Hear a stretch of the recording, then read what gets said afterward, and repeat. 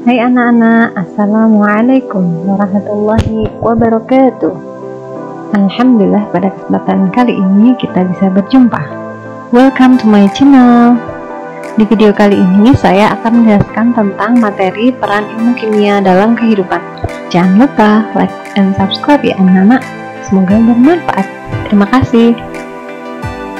Hari ini kita akan belajar kimia bersama-sama. Materi yang kita akan pelajari yakni peran ilmu kimia dalam kehidupan.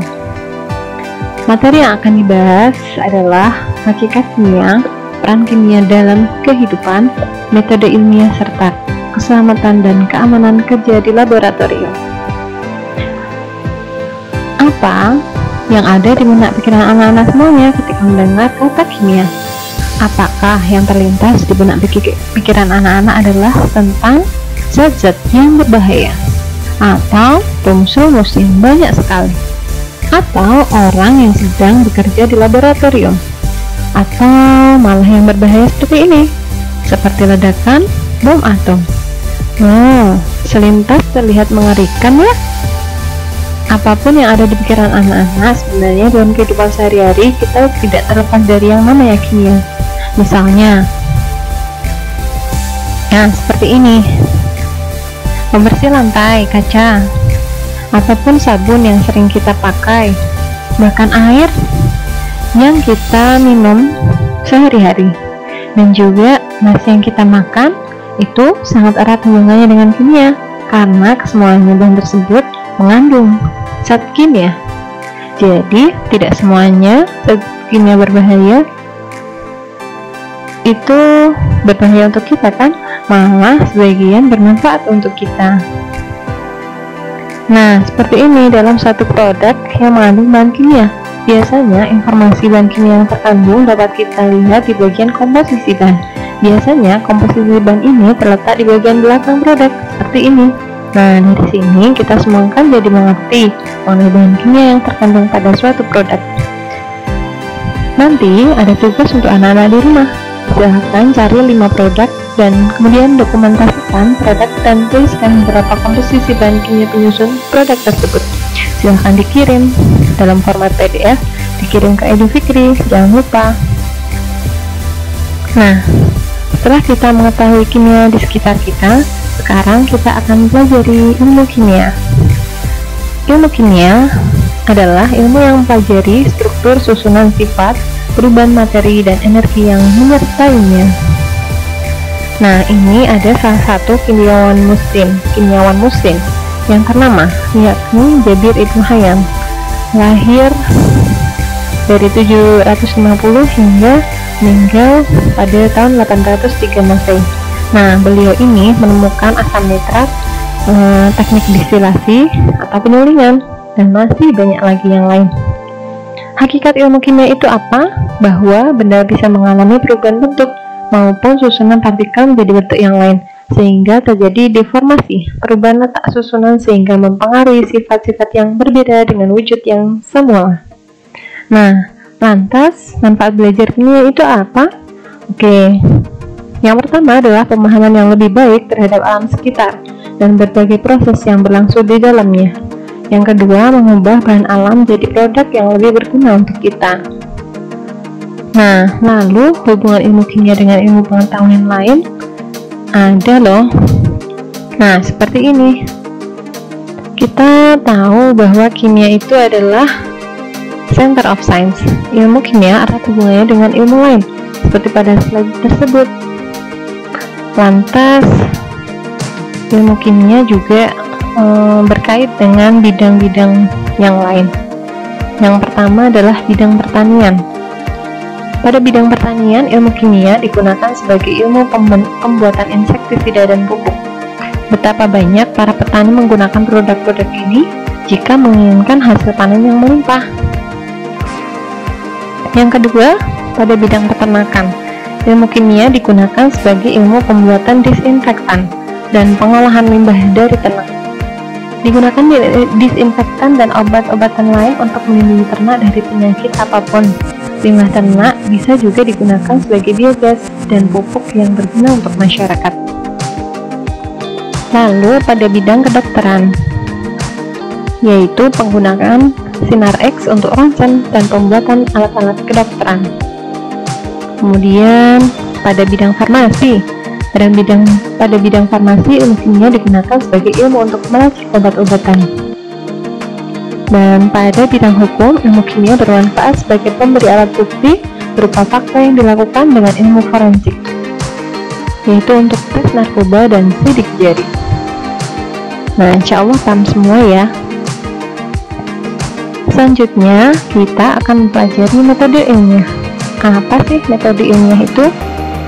Oke, metode ilmiah adalah suatu cara yang sistematis yang digunakan oleh ilmuwan untuk memecahkan masalah-masalah yang dihadapi. Nah, urutan metode ilmiah yaitu seperti pada slide berikut. Yang pertama, merumuskan masalah. Yang kedua, penyusunan teori dan studi pustaka. Yang ketiga, merumuskan hipotesis. Yang keempat, penelitian dan menganalisis data. Selanjutnya, penarikan kesimpulan, dan terakhir, penyusunan laporan.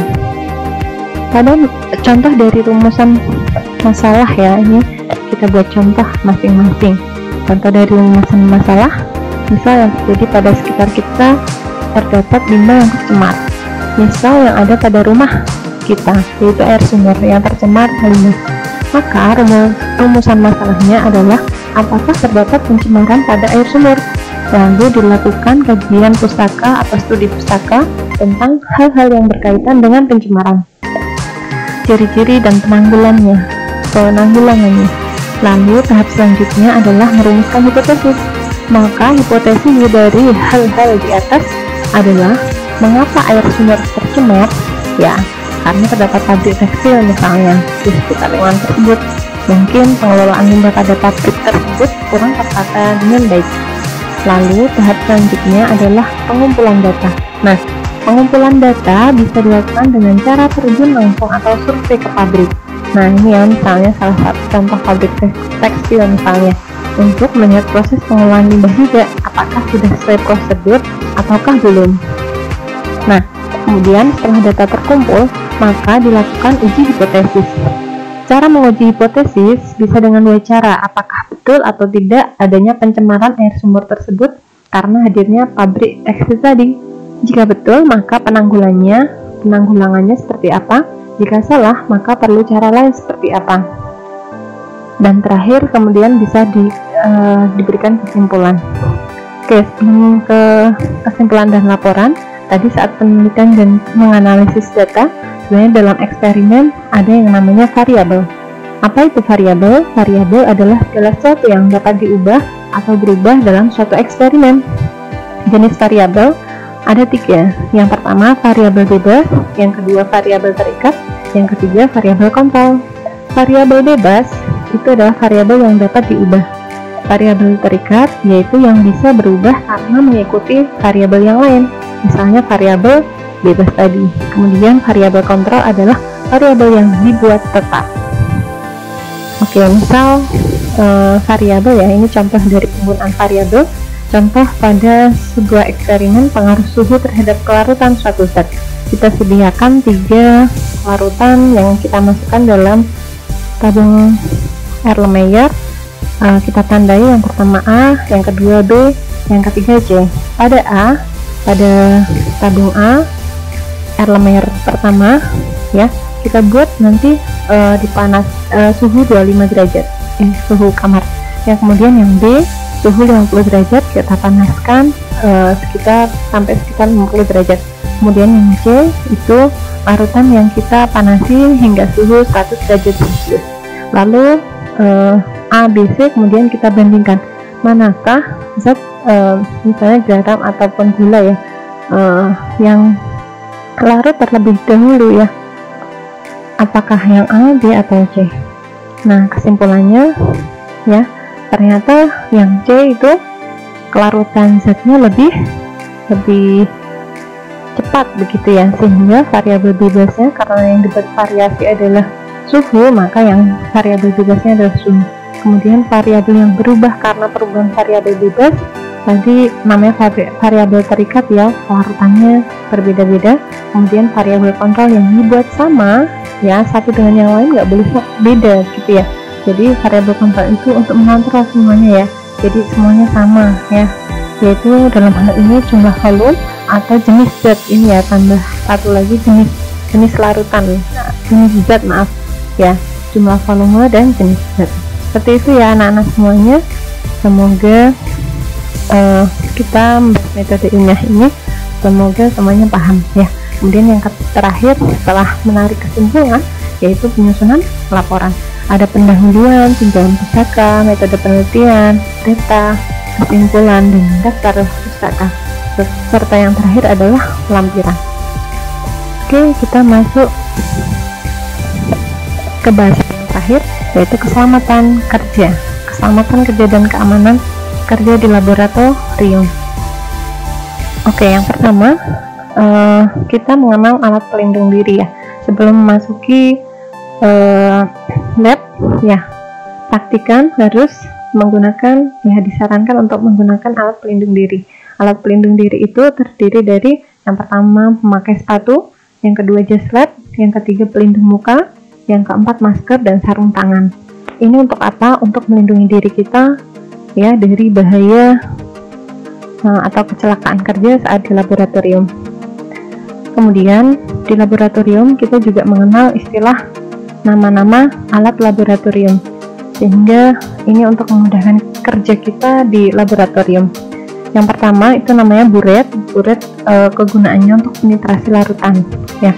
Yang kedua klem, bagian dari buret dan standar ya, nanti ini satu kesatuan untuk titrasi asam basa biasanya. Oke, untuk klem sendiri sebagai pemegang buret fungsinya. Kemudian yang ketiga standar untuk menempatkan buret titrasi ya. Jadi nomor 1, 2, 3 ini untuk perangkat alat, bukan perangkat alat salat ya, perangkat alat titrasi. Kemudian yang nomor 4 adalah tabung Erlenmeyer ya, atau gelas Erlenmeyer, tempat menyimpan larutan atau mereaksikan zat dalam jumlah besar gitu ya. Kemudian nomor 5 adalah gelas ukur, fungsinya untuk mengukur volume larutan. Yang keenam pipet, mengambil larutan dalam jumlah sedikit. Yang ketujuh tabung reaksi, mereaksikan zat dalam jumlah sedikit. Yang kedelapan beker gelas atau gelas kimia untuk tempat menyimpan larutan. Yang kesembilan kaca arloji sebagai tempat zat yang akan ditimbang ya, pada neraca misalnya. Kemudian nomor 10 corong untuk menyaring larutan dengan bantuan kertas saring. Yang ke-11 bowl filler, membantu dalam memipet larutan. Biasanya bowl filler ini dijadikan satu dengan nanti ya alat yang bernomor 15 dan 16 ya, hingga ditekan-tekan nanti cairan akan masuk. Nah, bowl filler ini membantu dalam memipet larutan. Yang selanjutnya nomor 12 adalah labu ukur atau labu takar, membuat larutan dengan volume tertentu. Nomor 13 adalah cawan porselen untuk menggerus atau menghancurkan senyawa kristal. Kemudian yang ke-14 mortal sebagai penggerus. 15 pipet volume, memipet larutan dengan volume tertentu. 16 pipet ukur ya, pipet volume dan pipet ukur nanti penggunaan alatnya dirangkai dengan bowl filler pada nomor 11 tadi ya. Nah, pipet ukur sendiri memipet larutan dengan volume tertentu. Kemudian nomor 17 bunsan pemanas, 18 kaki 3, 19 kawat kasa. Ya, kawat kasa digunakan untuk tempat wadah yang akan dipanaskan. Kemudian nomor 20 adalah keping tetes, mereaksikan larutan dalam jumlah sedikit. Yang terakhir adalah 21, nomor 21 spatula, mengambil zat berupa kristal padat. Oke, selanjutnya kita akan, nah ini tadi ya, kalau belum jelas tentang nama alat dan kegunaannya bisa dilihat lagi. Kemudian ini juga. Oke, terus yang terakhir kita akan mempelajari simbol bahaya dan keselamatan kerja di laboratorium. Biasanya di laboratorium sudah tertempel ya simbol-simbol bahaya. Yang pertama adalah bahan mudah meledak, terus mudah terbakar ya. Yang ketiga bahan kimia beracun. Yang keempat bahan kimia penyebab korosi, dan selanjutnya bahan kimia bersifat iritasi, dan yang terakhir bahan kimia mudah teroksidasi. Apa sih masing-masing simbol tersebut gitu artinya dan keamanan kerjanya seperti apa. Nah, simbol mudah meledak atau eksplosif itu bisa menimbulkan ledakan ya. Contohnya etanol, amonium nitrat. Nah, keamanannya, maka kita hindari benturan, gesekan, loncatan api dan panas pada produk-produk yang telah disebutkan ya. Contoh etanol dan amonium nitrat.